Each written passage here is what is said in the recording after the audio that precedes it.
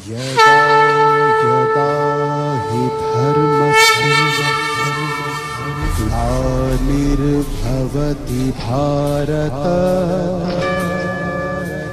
अभ्युत्थानम् अधर्मस्य तदात्मानं सृजाम्यहम्।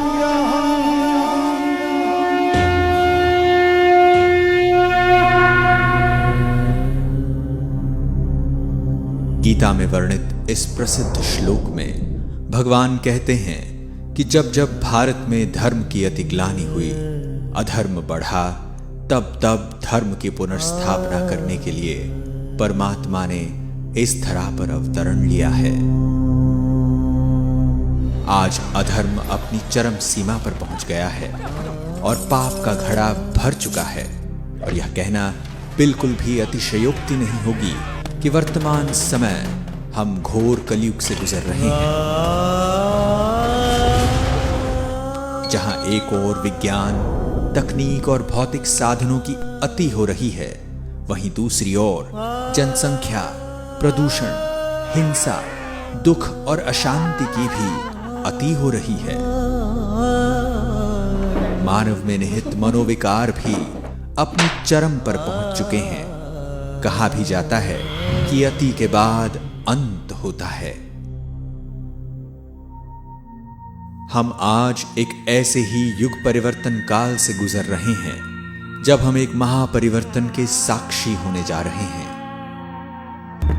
और इस महापरिवर्तन की शुरुआत तब हुई जब स्वयं सर्वशक्तिवान परमात्मा परम धाम से इस साकार मनुष्य लोक में अवतरित हुए।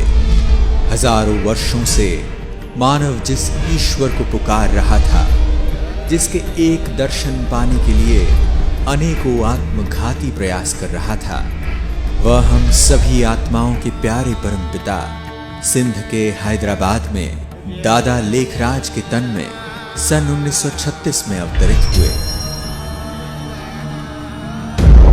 सर्वप्रथम उस त्रिकालदर्शी परमात्मा ने दादा को आने वाले महाविनाश का साक्षात्कार कराया। उन्हें प्रकृति के पांचों तत्वों का विकराल तांडव दिखाया। कहीं भूकंप, तो कहीं ज्वालामुखी, कहीं आग, तो कहीं पानी का सैलाब गांव के गांव निकल रहा है, कहीं बाढ़, तो कहीं समुद्र की उछालें ऐसी जैसे कि समूल पृथ्वी को ही काल के गर्त में समा दे।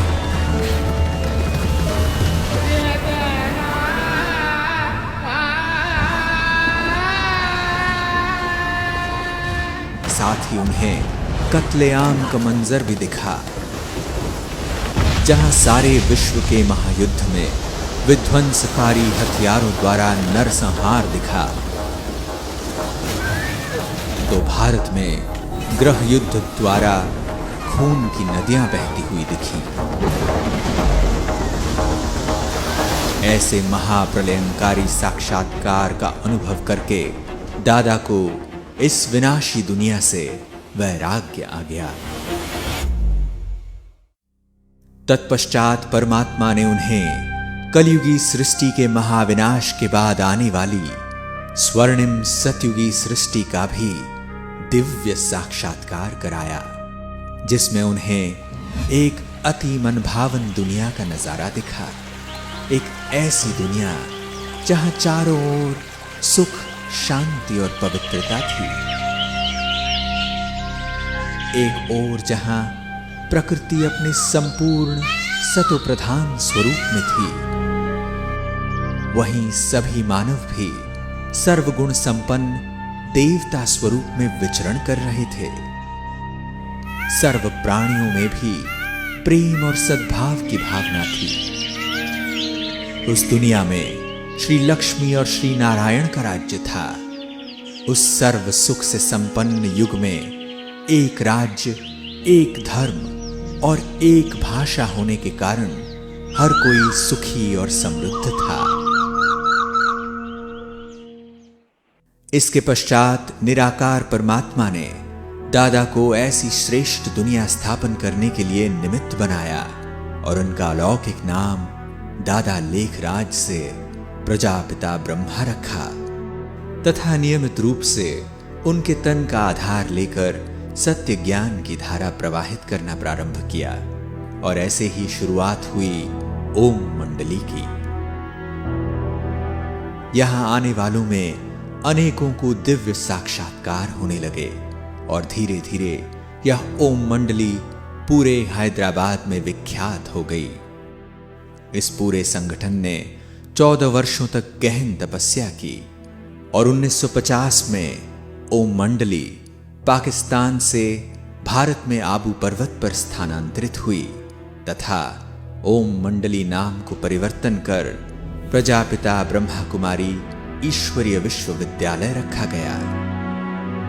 ज्ञान, योग, धारणा, सेवा द्वारा प्रभु प्यार में पल रही शिव शक्तियों ने धीरे धीरे भारत और विश्व में अलग अलग स्थानों पर सेवा शुरू की।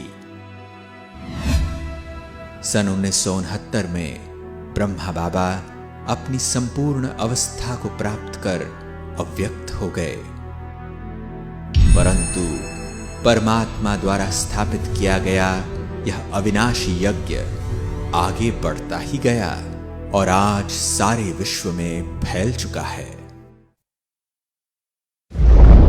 8 दशक पूर्व परमात्मा ने ब्रह्मा बाबा को भविष्य में होने वाले महापरिवर्तन के जो नजारे दिखाए थे वे आज हमें साक्षात देखने को मिल रहे हैं। आज हम बारूद के ढेर पर बैठे हैं, पूरी पृथ्वी को कई बार नष्ट कर दे इतने परमाणु हथियार आज हमारे पास हैं। 2 विश्व युद्ध तो हम देख चुके हैं और तीसरा विश्व युद्ध कितना विकराल हो सकता है उसका अनुमान हम लगा सकते हैं। वायुमंडल में हो रहे परिवर्तन भी हमारे सम्मुख हैं। ग्लोबल वार्मिंग आज पूरी दुनिया के लिए चिंता का विषय बन चुका है।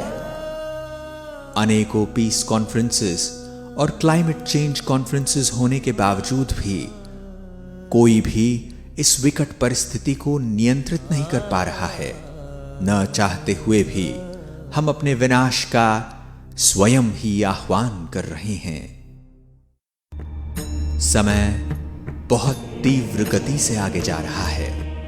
आवश्यकता है कि हम सभी इस महापरिवर्तन काल को पहचानें। हमारा उद्देश्य आपको महाविनाश की बात से डराने का नहीं, अपितु उस विनाश के बाद आने वाली नई स्वर्णिम सतयुगी दुनिया के बारे में बताना है।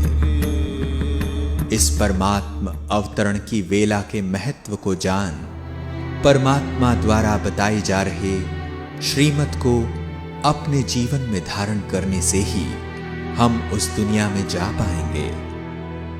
इस ईश्वरीय ज्ञान का लाभ विश्व की हर आत्मा ले सकती है, क्योंकि हम सभी आत्माएं उस परम पिता परमात्मा की संतान हैं और यह ईश्वरीय ज्ञान हमारा जन्म सिद्ध अधिकार है।